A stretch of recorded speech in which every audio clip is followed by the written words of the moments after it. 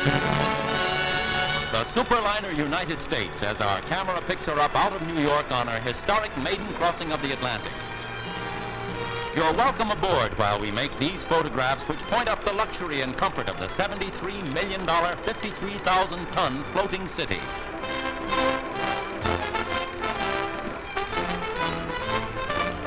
The churning wake as she moves cleanly through the water, a ship racing smoothly at full speed.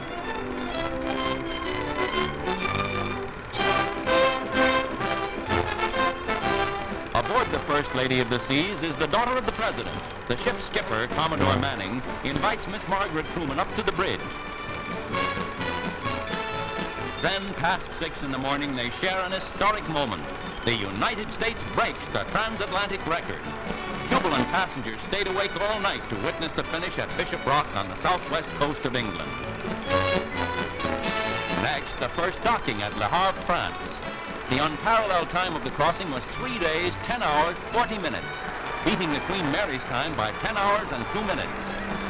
A sailor's welcome for the Blue Ribbon winner, a ship that averaged 36 knots on the 2,942-mile crossing, or about 41 land miles an hour. Now on to Southampton, England for the next stop. And here begins a greeting true to the tradition of a great seafaring nation. Sure, the United States beat the best time of a British liner, but there's matchless sporting blood in a nation that loves ships. Generous tribute is paid to the American craft and craftsmanship. Americans aboard the ship are astonished, overwhelmed by the reception, its warmth and sincerity. Britain's unforgettable salute to the liner United States.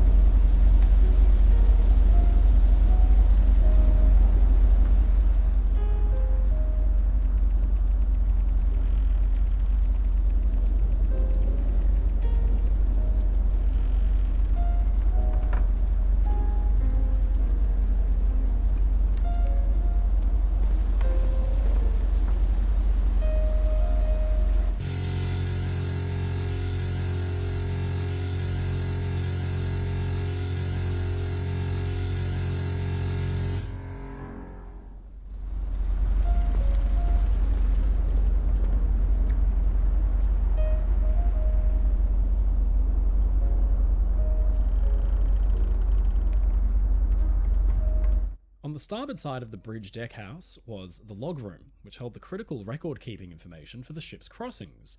But as with many spaces on United States, the inclusion of a dedicated room for the ship's logs was rather unusual.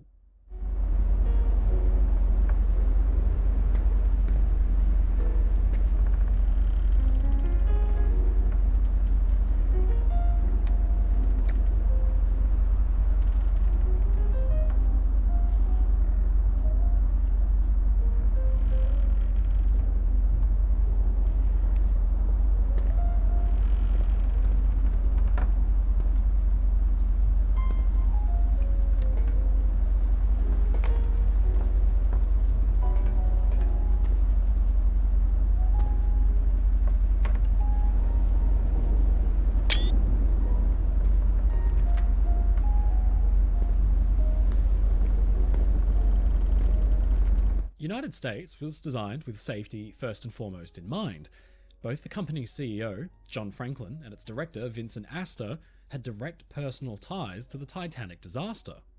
Many of the key safety features were controlled in the room behind this bulkhead, the damage control room, which featured controls for fire alarms, smoke detection, watertight doors, and fire doors.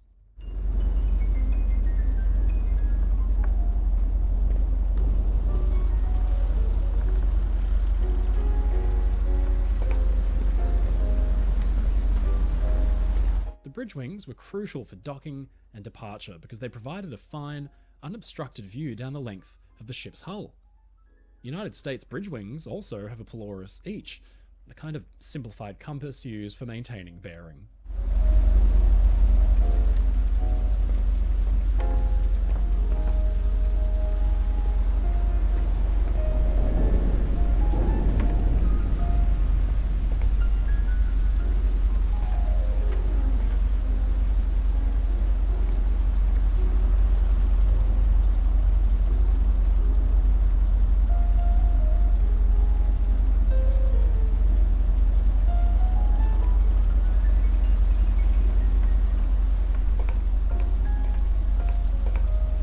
The flagboard was used to house the ship's various flags to be run up the halyards attached to the antenna mast, anything from the house flag showing the colours of the United States lines to signal flags conveying United States intentions.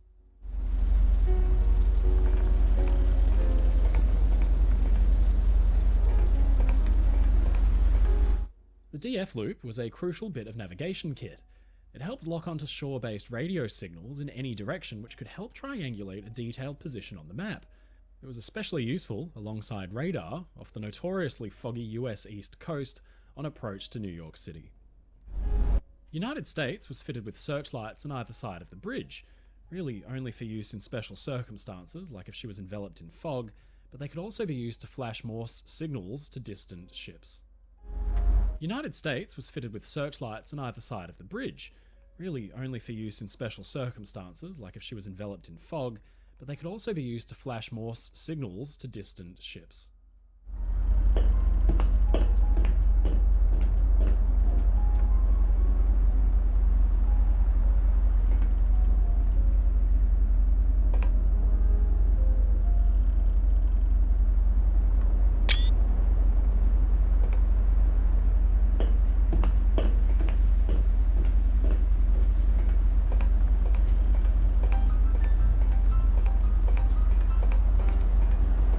These big mushroom vents fed air down to the fan rooms below, and drew fresh air into the ship to be run through the miles of trunking for cabins, public rooms, and machinery spaces.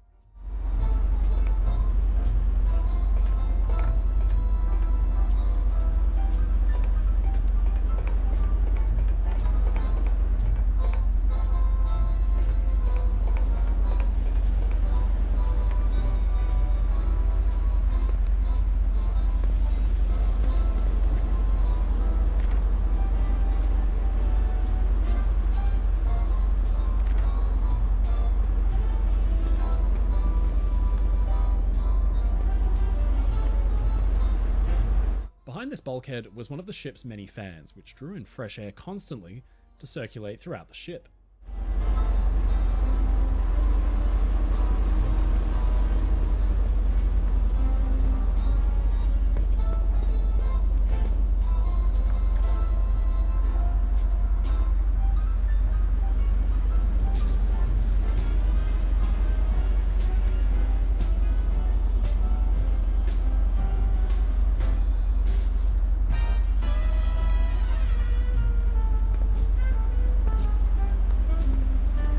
The bridge wings were crucial for docking and departure because they provided a fine, unobstructed view down the length of the ship's hull. United States bridge wings also have a polaris each, the kind of simplified compass used for maintaining bearing.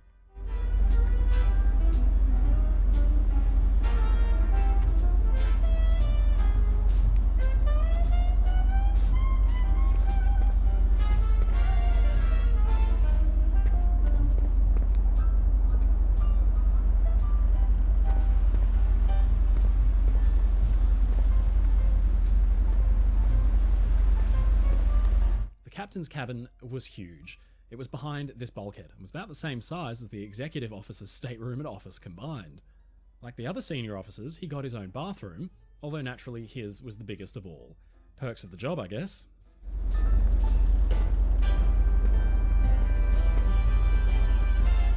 Here was the chief officer's cabin and his office, comfortably furnished and near to the master's cabin. While the executive officer was the ship's second in command, the chief officer's role was extremely important in maintaining the running of the deck departments and all the major functional centres of the ship. Two small emergency boats sat on quick-acting davits either side of the forward deckhouse. These could get a swift boat over the side at high speed in the case of any kind of man-overboard situation.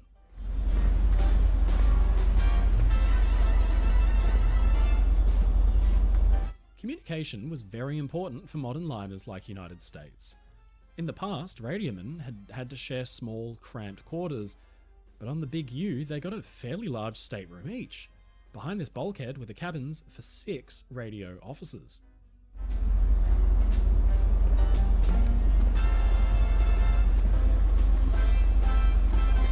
United States radio room was very big. It takes up this entire section of deckhouse and was conveniently within just a few feet of the radiomen's cabins. United States' unique radio call sign, Kilo Juliet Echo Hotel, was world renowned, and the radio room even had a reception desk where passengers could arrange telegrams to send back home.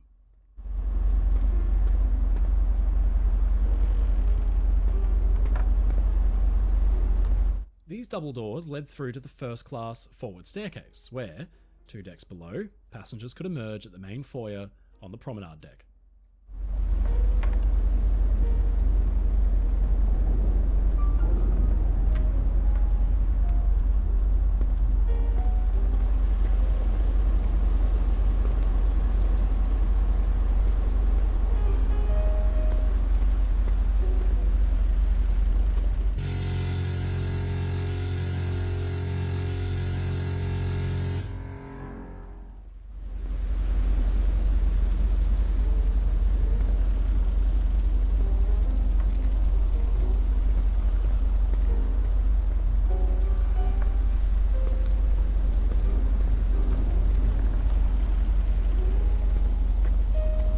This section of deckhouse held engine room exhaust passages and more electric fans which supplied fresh air and draft where it was needed far below.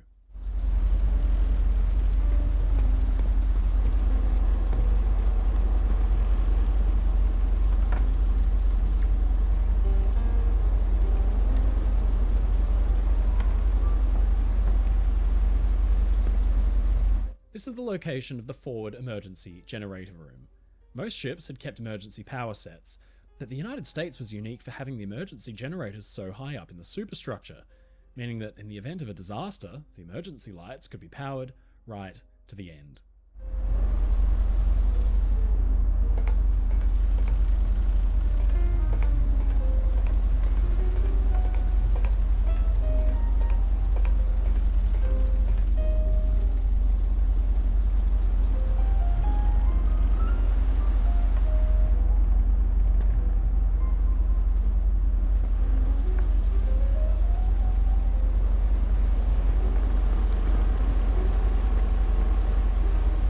Nestled into the deckhouse here are 2 bathrooms, or heads, both port and starboard for tourist class passengers who might be relaxing on deck and enjoying the sunshine, but need a short break.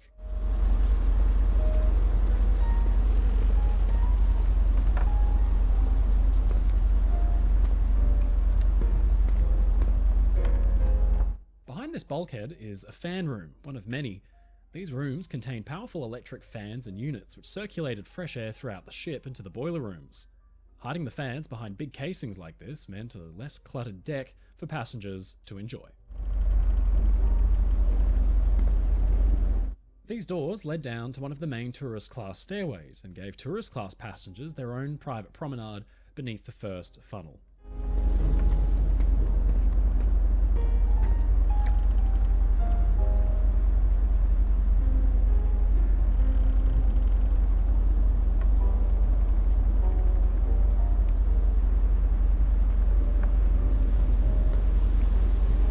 Nestled into the deckhouse here are 2 bathrooms, or heads, both port and starboard for tourist class passengers who might be relaxing on deck and enjoying the sunshine, but need a short break.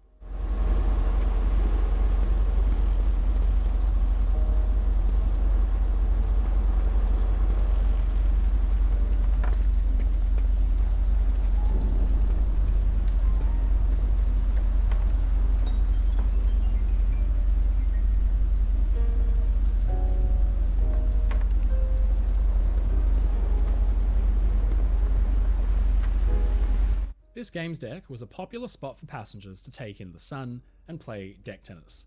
Being positioned between the ship's towering red funnels, it provided a unique perspective and a sheltered place to relax if the weather just happened to be nice.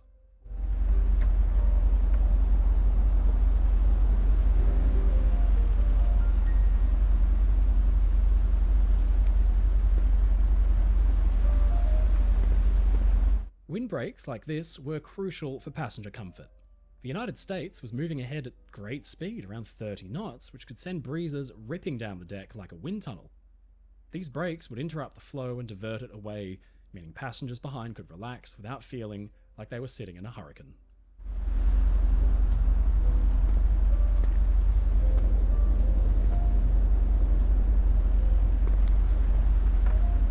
United States provided room for its passengers' furry companions as well. Here were the extensive dog kennels, which included a dog run for exercise, the actual kennels themselves, and berthing on the starboard side for a dedicated kennel attendant.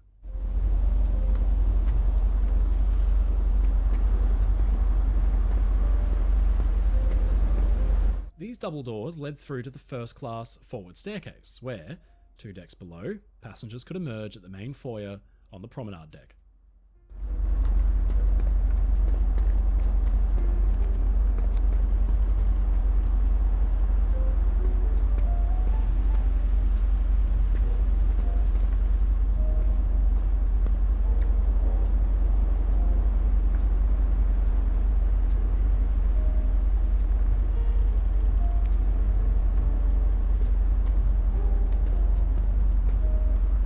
These portholes provided light to all the senior officers' cabins, like the first, second, and third officers. Further aft, inside, was a comfortable lounge for the senior crewmen to enjoy while they were off duty. The ship's executive officer had a role so important, he too was given his own office. It was right here, conveniently near both the bridge and the skipper's quarters. The ship had an executive officer whose job it was to assist the captain in the day-to-day operations actually keeping the ship running. Such an important and senior role saw him furnished with a fine cabin next to the masters behind this bulkhead. The officers' promenade here wrapped around the forward superstructure. Behind this bulkhead was the captain's reception room, a grand sitting room where he could do much of his business, conferring with crew members or even valued guests and reporters.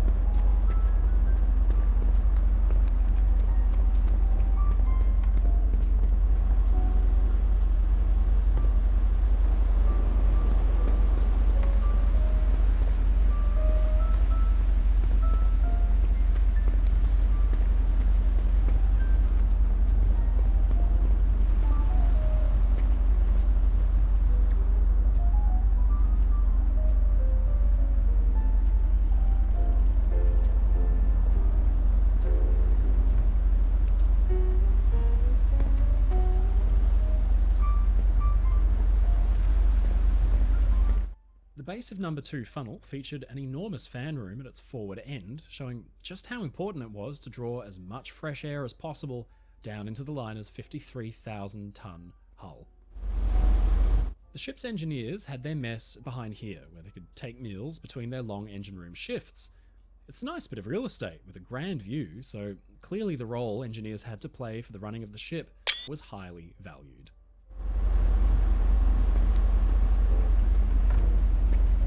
The engineers' lounge was behind this bulkhead, giving the engineers a relaxing space to unwind with plenty of natural light.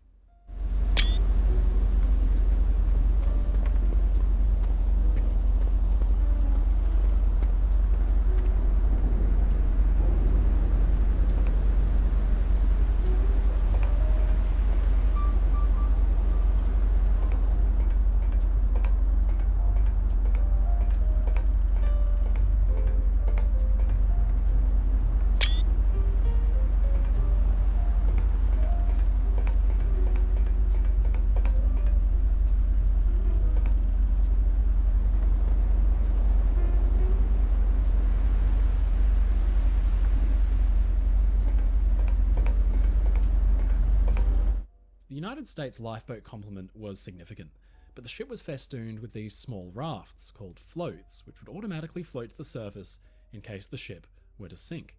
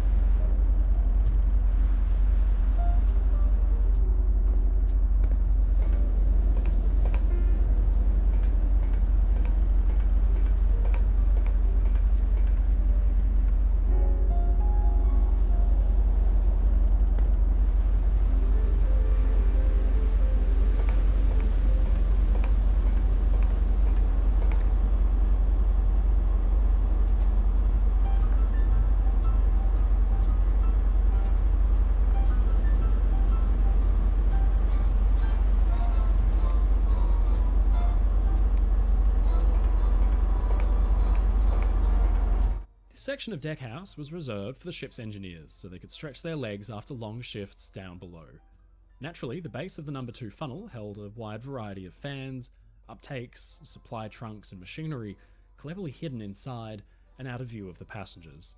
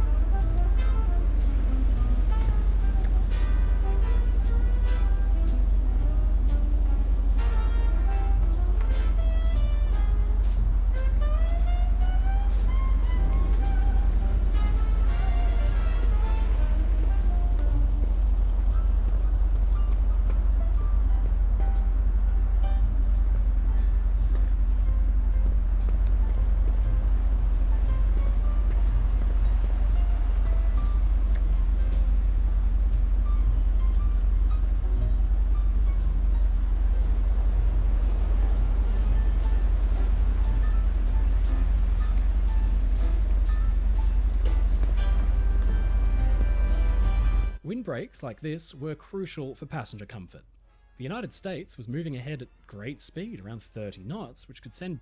In here were bathrooms for both men and women in case anybody needed a quick break in between their relaxing on deck.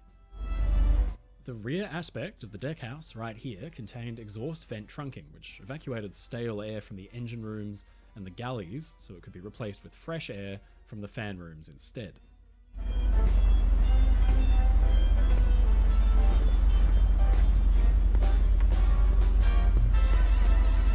The aft games deck here provided yet more space for passengers to play quoits, deck tennis, or simply unwind in the sun with a book on one of the ship's bright red deck chairs.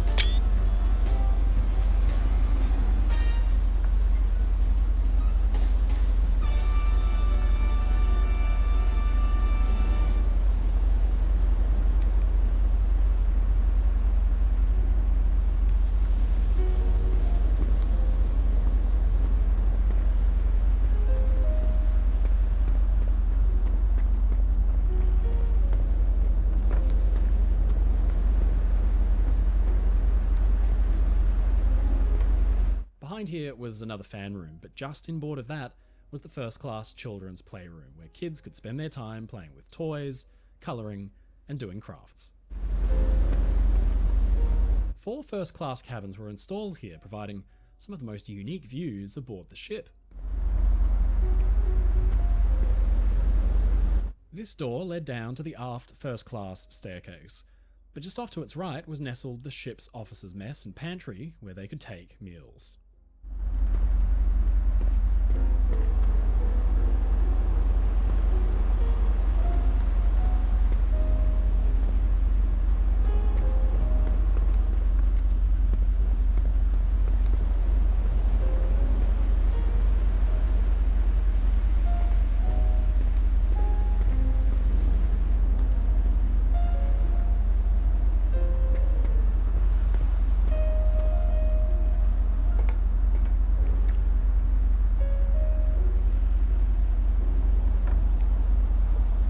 This door led directly into the first-class accommodations and gave easy access to the cabins S85 through S101.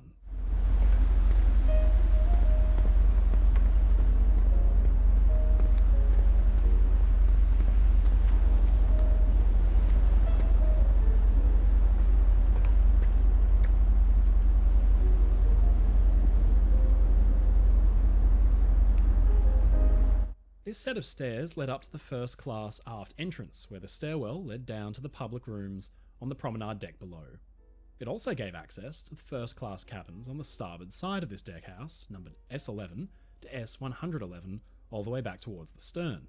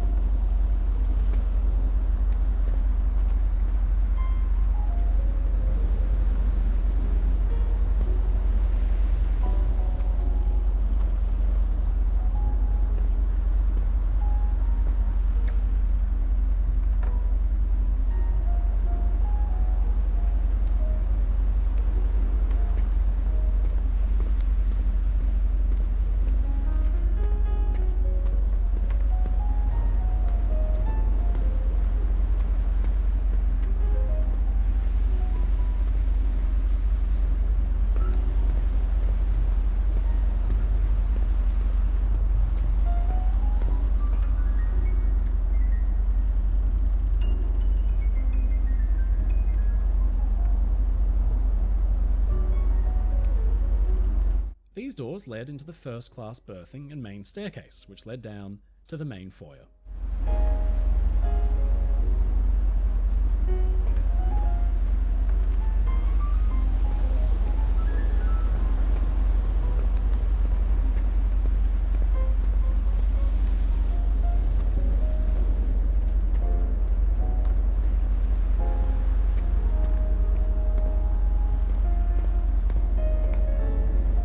This door led into the forward first-class berthing on the sun deck, which featured some very fine cabins.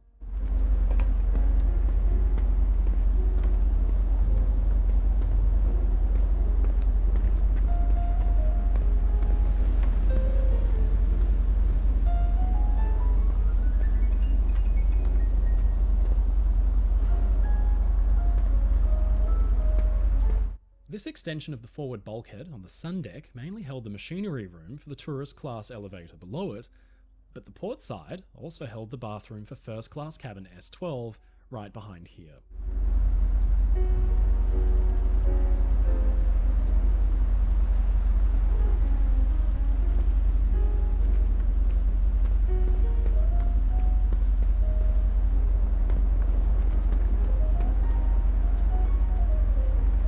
This door led into the forward first-class berthing on the sun deck, which featured some very fine cabins. The staterooms behind here featured their own bathrooms and showers, and although they were certainly comfortable, the most vaunted suites were well below on the upper deck, including the legendary rooms U91 and 89, which were known collectively as the Duck Suite, thanks to their bird-centric decor.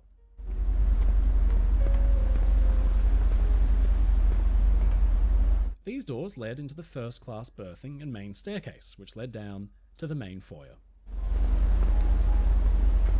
Behind this bulkhead was berthing and accommodations for all the engineers that kept the ship running.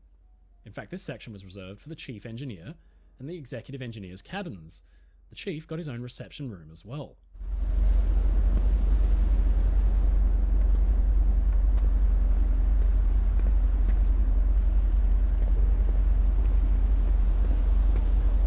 Behind here were the cabins for the assistant engineers, 27 cabins in total that run nearly the entire length of the port side of the boat deck right here.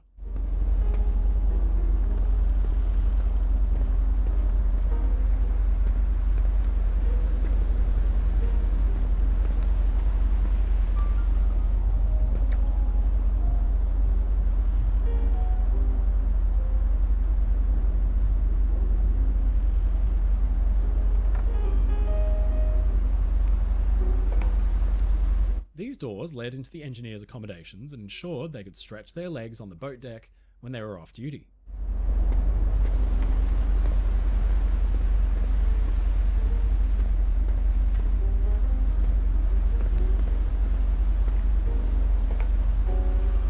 These stairs led into the engineers' accommodation block. Behind here were rooms for all the third assistant engineers, about 12 in total.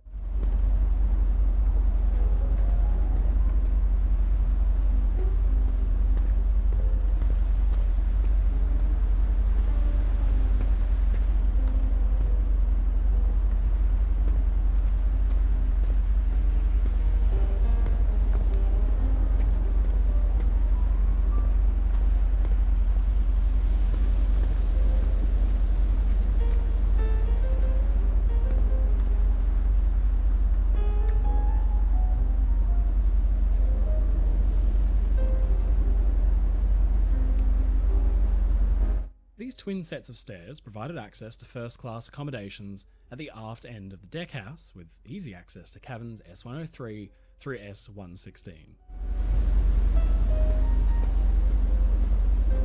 Behind this bulkhead was the upper section of the theatre, which spanned 2 decks from the promenade deck below.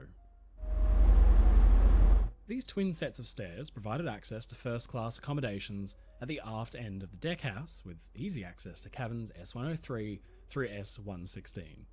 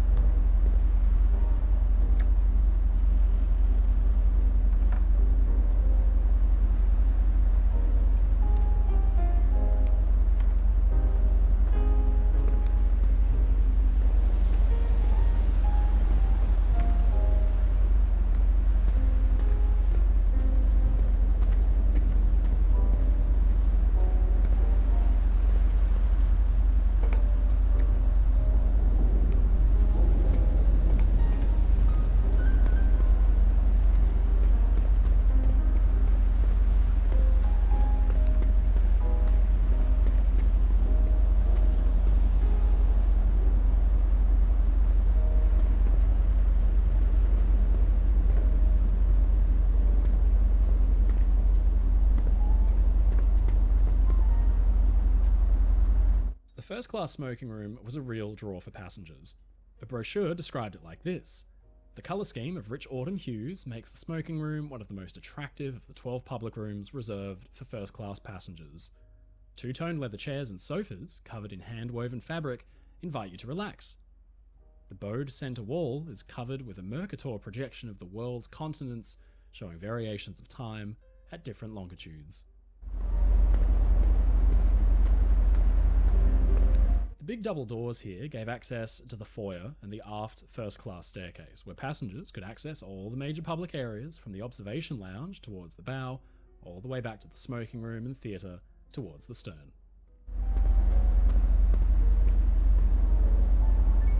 The cocktail lounge was nicknamed the Navajo Bar because its decor showed Navajo Indian artwork.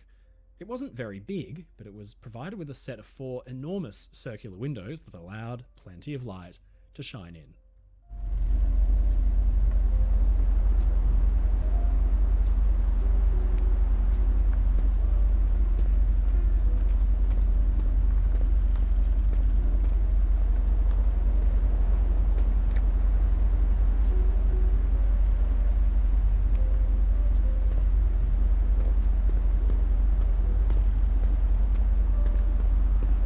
The ballroom was a central hub for passengers by day and by night. It was directly behind this bulkhead. It led directly off from the main foyer, and the ballroom featured plush red chairs and sofas, carved glass panels on the walls, showing undersea themes like coral, and a bandstand for nightly performances by the likes of the Myers Davis Orchestra.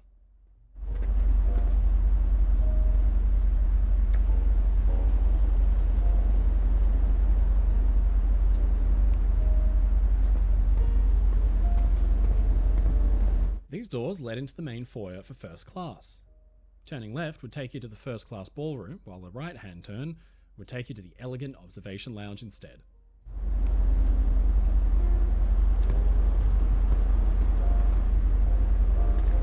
Behind this bulkhead was another fan room for the ship's ventilation machinery, but beyond that was the observation lounge, a sumptuous room which spanned the width of the ship and was decorated with a pair of 9 by 12 foot murals by artist Raymond Wendell.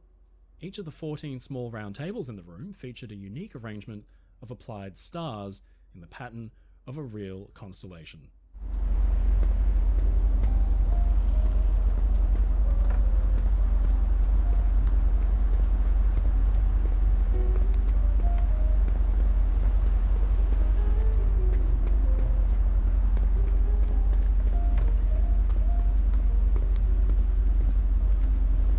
Behind the forward aspect of the superstructure here was the tourist class lounge, a comfortable space that was well decorated by tourist class standards, featuring plush red carpeting and a dance floor for nighttime performances.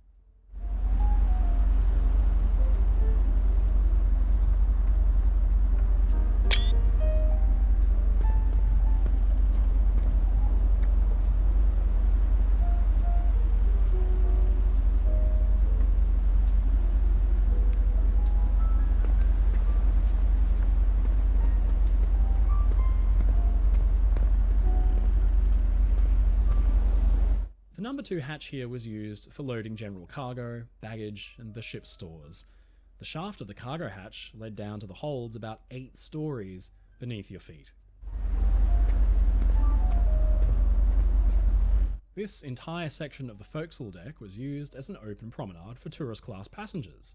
They could emerge from the doors here that led directly to the middle of 3 tourist class staircases.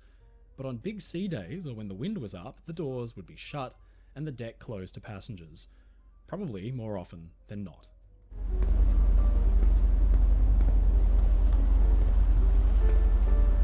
The big electric winches scattered around the deck here would be rigged to the cargo derricks so they could swing out and haul the cargo in and out of the ship. It was a tough job, and loading and unloading ships in dock could take hours and hours of work. The small deck house here contained a fan room on either side so fresh air could be sucked in and sent down to the crew and tourist class accommodations below. The cargo holds had to be ventilated too. Stagnant air in an enclosed space is extremely hazardous and can even prove fatal.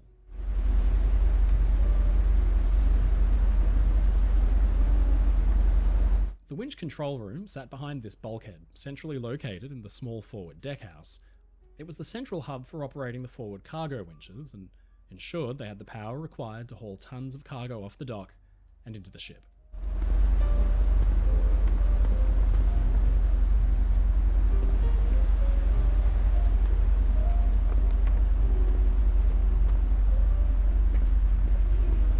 This doorway led to a staircase for tourist class passengers berthed in the forward end of the ship beneath your feet. But like the other doors to this deck, they would have been locked tight on big sea or high wind days for passenger safety.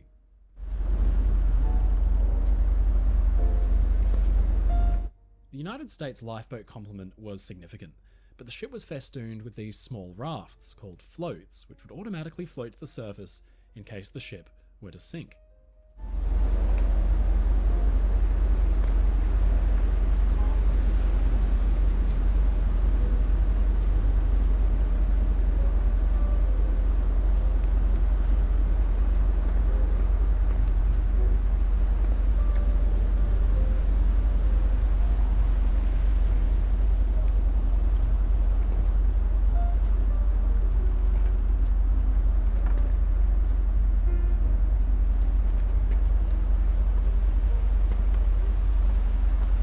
number 1 cargo hatch led down to the biggest hold in the ship and was used mainly for general cargo.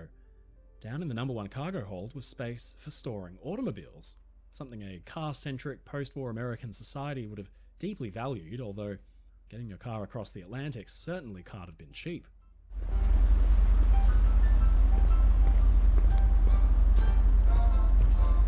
This door led to a crew stairwell that gave them access to the promenade deck forward of the breakwater, a small space but still one where they could come for some fresh air or a smoke.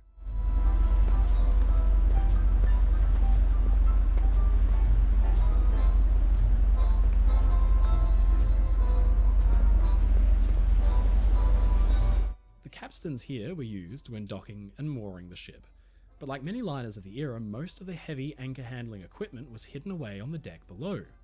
In fact, the huge windlass, anchor chains, and other heavy pieces of equipment got their own special mooring room directly beneath where you're standing. The forward aspect of the crew deckhouse here had a clever double purpose. Although it held a fan room and other crew spaces, it also mounted a large breakwater that would cut big waves in half if they came over the bow and direct them over the side of the ship and away from the cargo handling equipment and passenger spaces behind.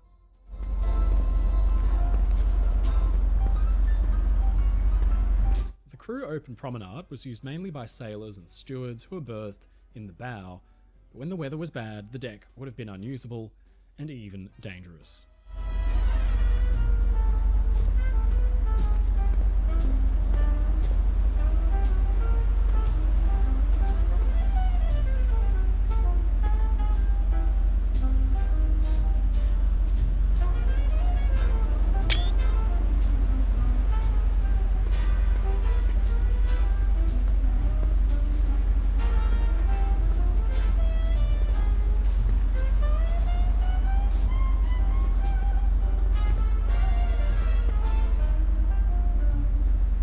The crew open promenade was used mainly by sailors and stewards who were berthed in the bow, but when the weather was bad, the deck would have been unusable. The forward aspect of the crew deckhouse here had a clever double purpose. The cargo derricks stored on top of the forward deckhouse roof here were used to winch in tons of cargo down through the hatches and into the holds, everything from crates of machinery to Chevrolet cars. They were all stored and transported across the Atlantic aboard the Big U. The trunking and vents on top of the deck houses at the bow here helped feed fresh air into the tourist class and crew spaces below.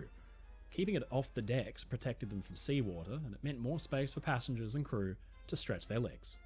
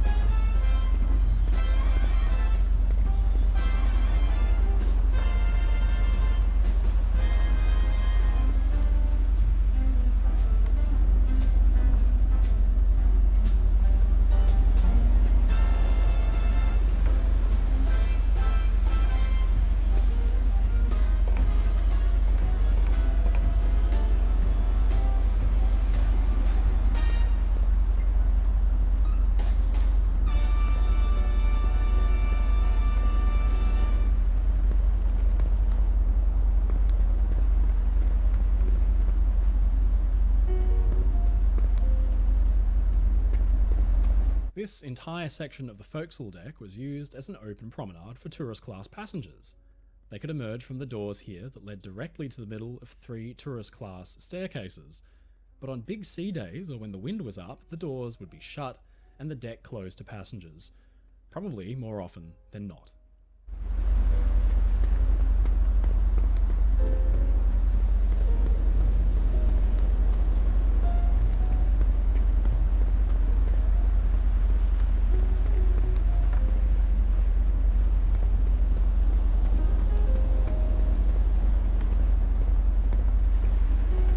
This doorway led to the cabin class staircase that descended down to their lounge below.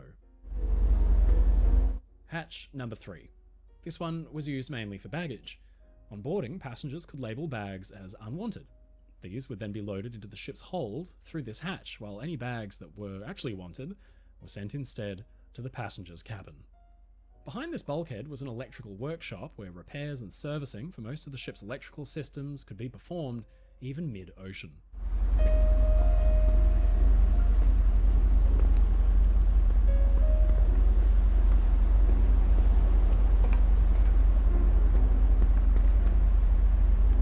The ship's main theatre was accessible to both first and cabin class passengers. Behind this bulkhead was the stage. SS United States main theatre, behind this bulkhead, served a few different purposes, from staging plays and talent shows to screening films and even hosting Sunday Mass.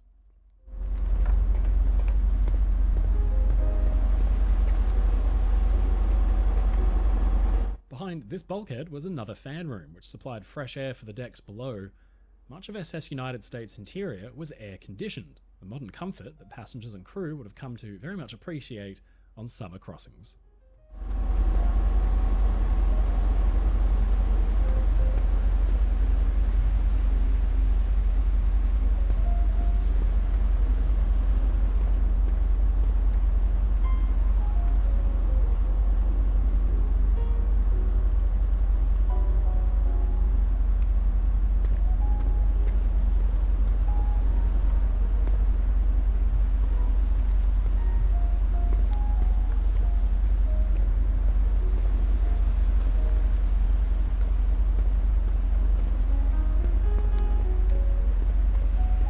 The docking bridge wings were reserved for the use of crew only and gave a fine view down the ship's side. Backing out of the dock